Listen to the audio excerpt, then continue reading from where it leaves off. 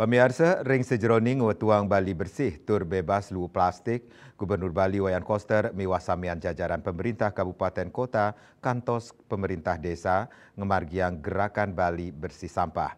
Gerakan ini ucap talar matutang bage swasta utawi angge usaha miwa industri ring sejeroning mesekian nyokong kesemekanan inucap.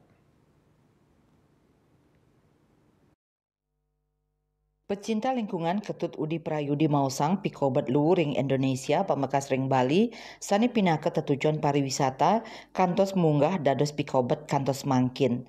Pikobat lu patut kedadosang amongan samian angge nenten wantah pemerintah Kemanten. Melarapan embas nyane SE Gubernur paiketandane dahat nyokong ring sajoning pemargi pemerintah Provinsi Bali untuk nampenin Pikobat lu punike.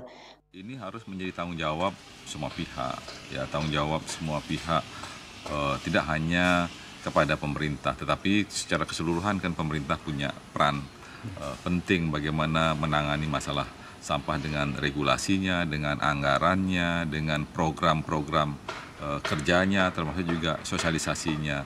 Nah, terkait dengan permasalahan sampah ini ya kalau melihat SE yang dikeluarkan oleh Pak Gubernur yang menjadi perhatian banyak pihak, kami sebenarnya sangat mendukung ya langkah-langkah pemerintah Provinsi Bali untuk menangani masalah sampah. Jadi kalau kami dari Rumah Kebangsaan dan Kebinekaan, Rumah Kakek ini kan kita mengelola sampah kita. Kita punya tebing modern, kita punya biopori, kita mengolah menjadi ekoenzim, kita punya komposter. Itu bentuk komitmen kami, bentuk bagian daripada tanggung jawab kami sebagai warga masyarakat untuk mengelola sampah kita berbasis sumber. Ya kalau selama ini sebelumnya mungkin kan SE-nya adalah secara keseluruhan. Sekarang kan lebih difokuskan. Desa adat, bagaimana desa adat itu mengelola sampahnya di lingkungan adatnya masing-masing. Sampah tidak boleh keluar dari wilayah desa adat lah. Termasuk juga sekolah, termasuk juga perkantoran. Ini harus benar-benar dilaksanakan. Tidak hanya sekedar surat edaran, tapi satu pengawasan, yang kedua penegakan hukumnya, yang ketiga juga support anggarannya.